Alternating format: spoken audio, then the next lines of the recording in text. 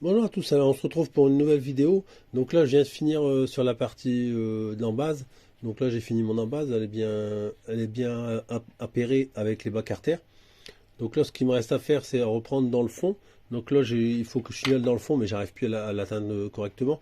Donc là je vais faire d'abord l'autre transfert sur la partie haute, on va dire par rapport à la position du cylindre sur la vidéo. Et après, je viendrai finir avec le renvoi d'angle dans l'intérieur du cylindre pour dire d'arriver jusque là au fond pour bien fignoler. Mais je vais voir parce que j'ai un autre renvoi d'angle et les fraises sont un petit peu plus longues. Donc ça devrait aller juste bien pour bien fignoler le fond des transferts. Donc voilà pour celui-là. Je vais encore faire ici. Je vais encore découper un petit peu ici pour dire de bien faire la veine gazeuse entre le cylindre et les bas carters. Donc je fais ça puis je vous fais voir tout de suite après. Donc là voilà, je viens de finir de faire la jupe arrière côté droit.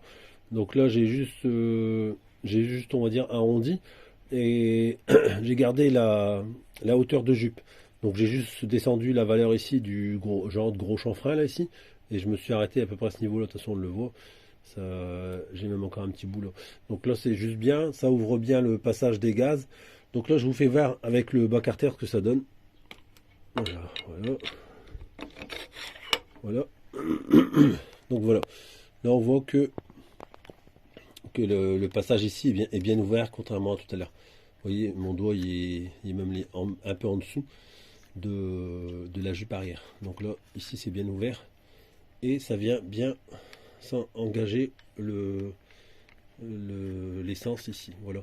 Là, après j'aurais pu toucher le bas carter, mais ça m'intéresse pas. Je le laisse comme ça, il y en a bien assez. C'est un kit de rue. Donc là, je vous fais voir au-dessus avant d'attaquer le deuxième. Comme ça, on voit bien la différence entre celui de droit qui a été tout ajusté au bas carter versus version origine ici. Hein. Donc là, on voit ici, là, la partie plus l'ouverture des transferts. Il y avait quand même de quoi ouvrir. Donc là, ouais, par contre, dedans, hein, c'est sale, hein, c'est pas la chemise du piston qui est HS. Hein, parce que tout à l'heure, j'ai vu que ça faisait comme si qu'il était mort, mais en fait, non, c'est parce que j'ai encore plein de copeaux d'alu. Je le nettoie pas, j'attends que j'ai fini de tout faire le deuxième transfert pour tout bien nettoyer. Et après, faire le surfaçage du plan de joint de culasse, enfin, tout bien nettoyer à fond, quoi.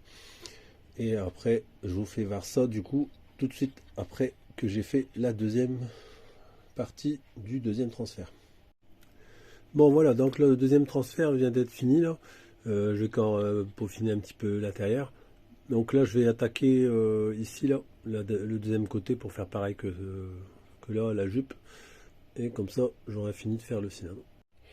Bon là j'ai nettoyé un bon coup la lumière d'échappement et puis j'ai poli comme je pouvais parce que bon les recoins dans le fond c'est pas évident. Donc j'ai réussi à retirer tout la calamine mais le polissage n'est pas extra. J'ai fait comme j'ai pu. C'est un W. Et W, ils sont très durs à polir. Donc voilà. Un peu. Bon, après, sur la caméra, ça donne encore plus des défauts. Hein. Parce que plus vous prenez de la vidéo haute définition, plus les détails fort fins ressortent encore plus. Bon voilà, donc là j'ai repassé un petit coup à la renvoi d'angle dans les transferts à l'intérieur pour fignoler un petit peu le fond. Donc avec le petit renvoi d'angle là, comme ça.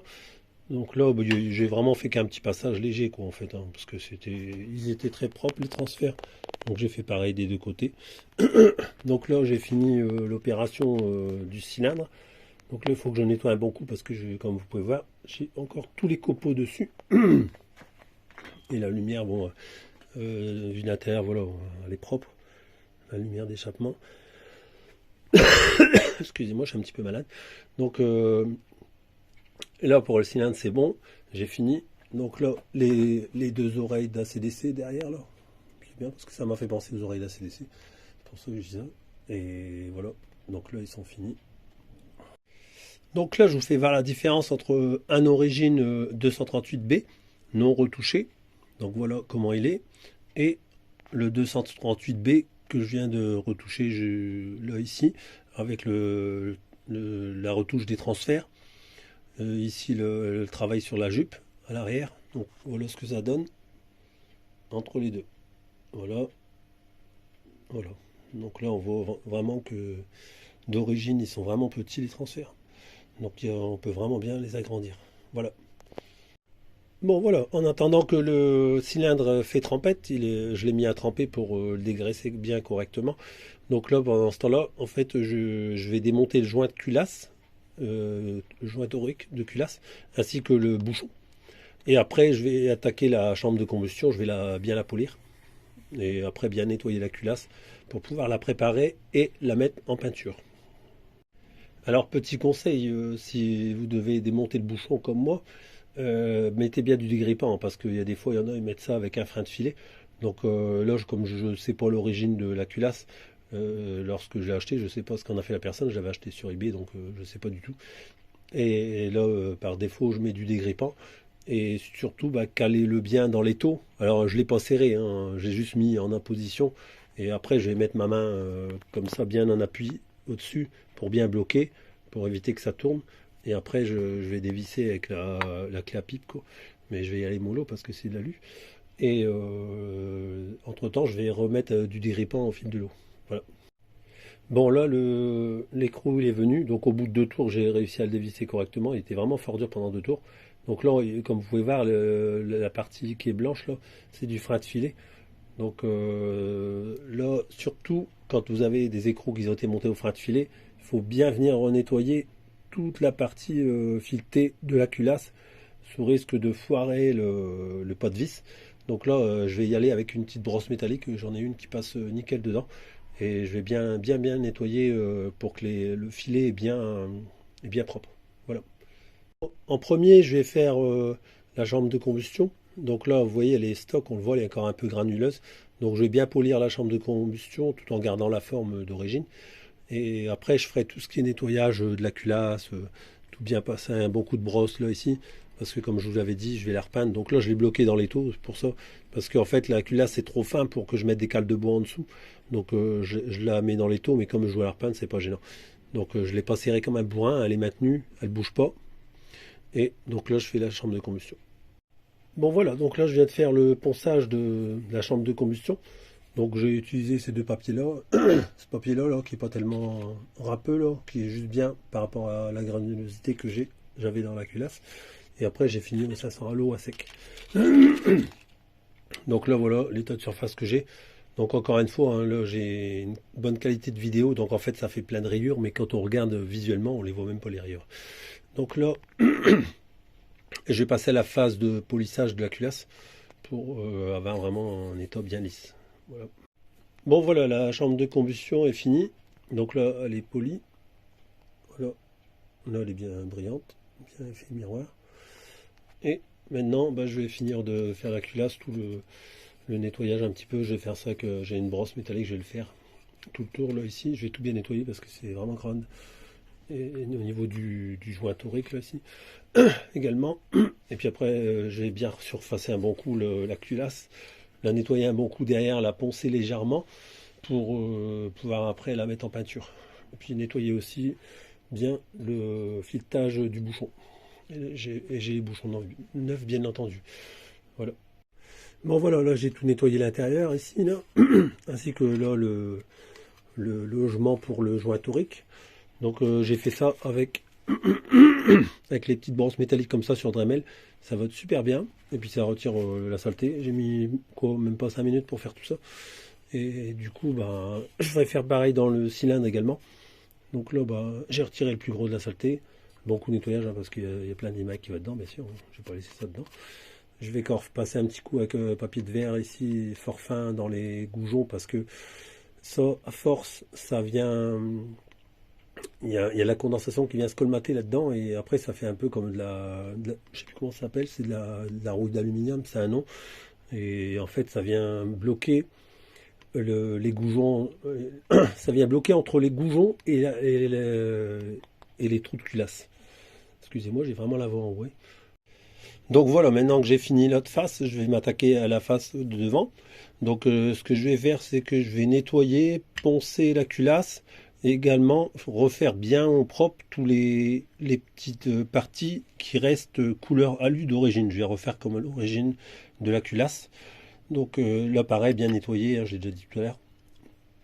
Et après je vais camoufler les 5 trous pour pouvoir tout bien mettre en peinture. Je vais camoufler aussi derrière, là, ici, pour pas que la peinture va sur la partie du joint torique, car c'est pas peint d'origine.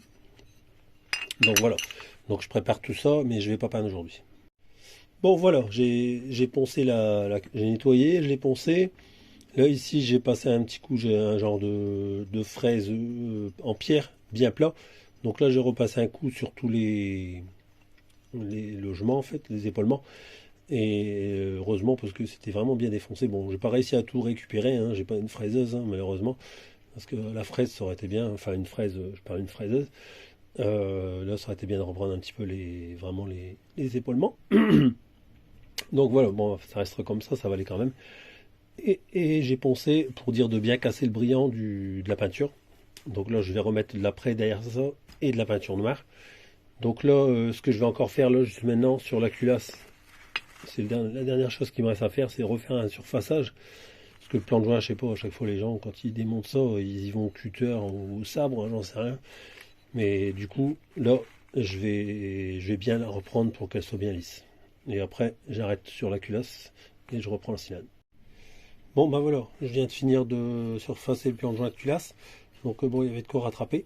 Donc là, il est redevenu bien plat, on va dire.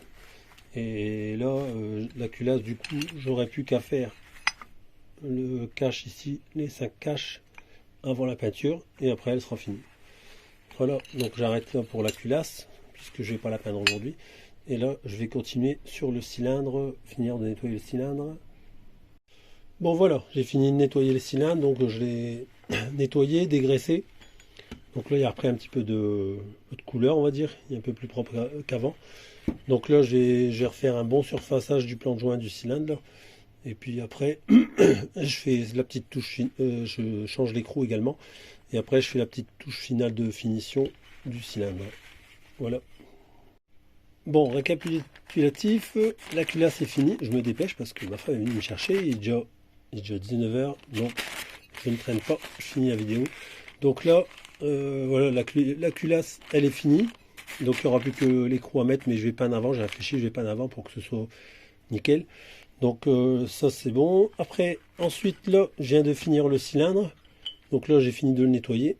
Donc il a repris de la couleur, comme vous pouvez le voir. Il a repris son brillant d'antan, on va dire. Donc là, il est nickel. Le plan de joint, il est nickel aussi. J'ai dû bien redescendre parce que le gars il a dû retirer l'ancien joint à la truelle. C'est pas possible autrement. Ou à la lime, j'en sais rien. Donc voilà. Donc là, ici, donc là, le cylindre il est fini également. Donc lui, j'ai plus rien à faire dessus. Il est fini. Donc demain, la suite. Et là, voilà les écopes qui vont aller des écopes 203 SPLC sur le radiateur que je vais monter. Voilà, donc demain j'arrive dans le garage, je débarrasse tout le bazar parce que là j'ai un chantier énorme et je continue de faire le moteur. Voilà, bonne soirée, à demain.